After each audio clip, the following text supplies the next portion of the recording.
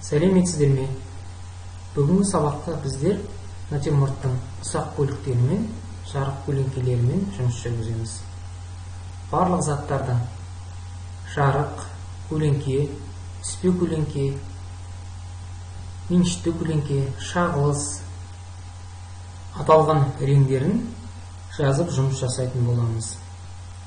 Әзірге ақ, бос қалған жерлерді мен бояумен жағып шабамын. Бұл бізде өткен сабақта кеуіп қалған бояудың арғы бөлігіндегі ақ бөліктерді жаңа түспен баса отырып жұмысты жалғастырамын.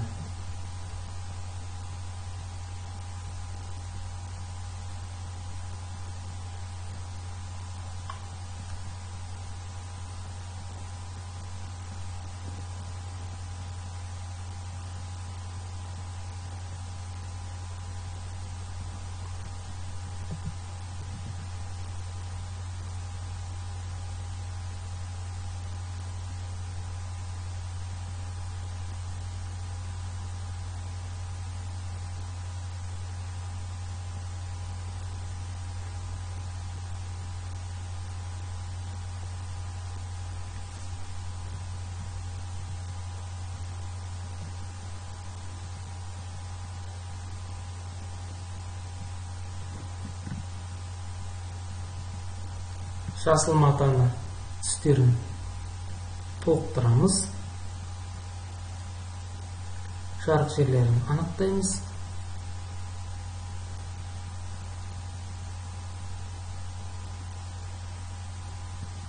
Бояуымды әзірге араластырған кезде басқа асқабаққа жақын түстер шықты. Сондықтан мен асқабақты толықтырып жазып кетуіме болады. Тақтайдың да кейбір реңдерін қосамын. Қоса отырып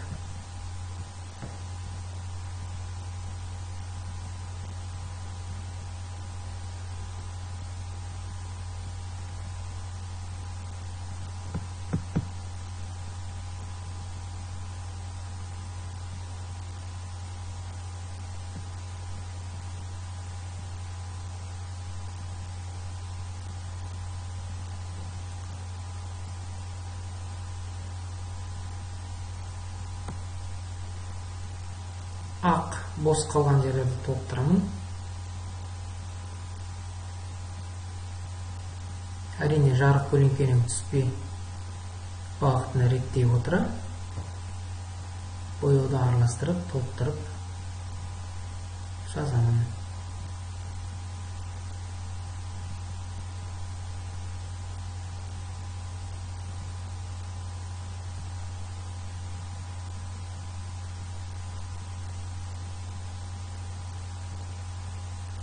Натюрморттың алдыңғы жоспарын матаның, жасыл матаның негізгі түстерін жылы түстермен қосамын.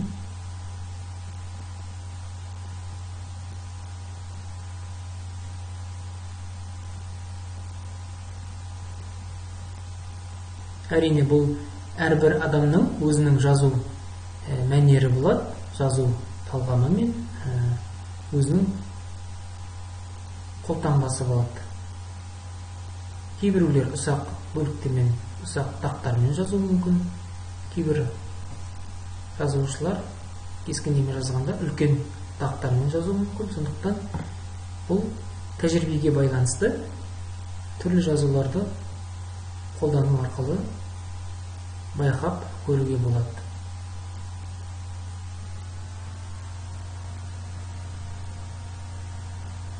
Енді мен әрі қарата әрбір заттардың пішіндерін, формаларын толықтырып, көделендіріп, көлемді, ауқымды көлем ретінде қарастырып жазуға тырысамын. Дақтарды жаққан кезде бір-бірімен араласуын жеңіл, ұқыпты өңнен-өңге өту арқылы жазылуын қадағалау керек.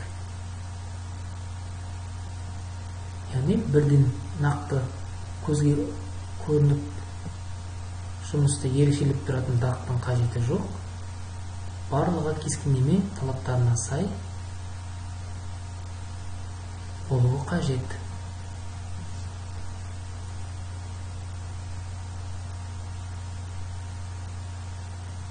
Тақтайдың жоғарғы жақ бөліктері қоңыр түстерге ие.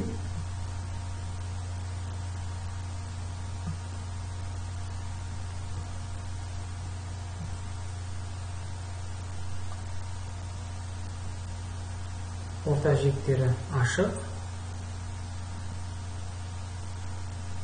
Сары түстермен байланысып тұр.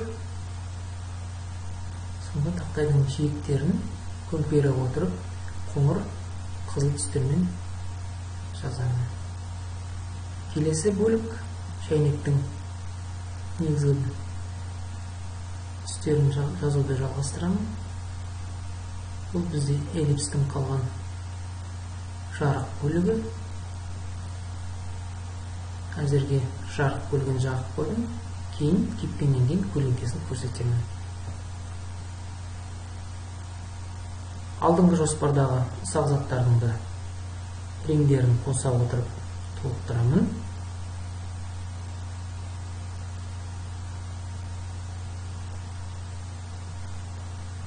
Және дәл түстерді табуға, форманы беруге тырысуымыз керек.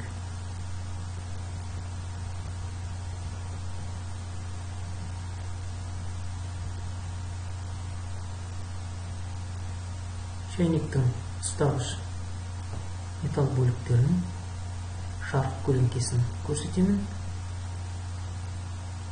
Қоңыр жасыл менен ернеуін толықтырамын шәйнектің. Әрине ұқыптылық қажет, қылқаламның ұштарымен пішінге байланысты бағыттар жазамыз.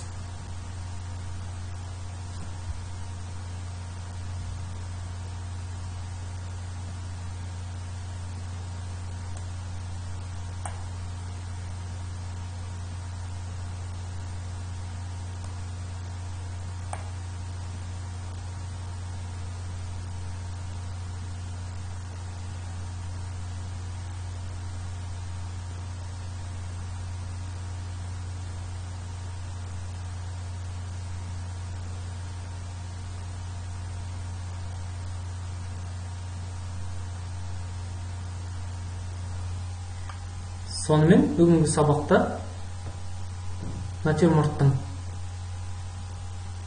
ұсақ бөліктерін, тақтайдың түстерін жазып көрсеттік. Шәйнектің жоғарғы бөліктерін, эллипстің іштін жаздық. Алдыңғы жоспардағы заттарды толықтырдық. Келесі сабақта ұсақ бөліктерін жазуды толықтырамыз. Ауқымды көлемдерін көрсетеміз. Жұмсартамыз заттарды, кейбір түстерін. Осылайша келесі сабақты аяқтау кезеңіне жетеміз. Келесі кездескенше сау болыңыздар.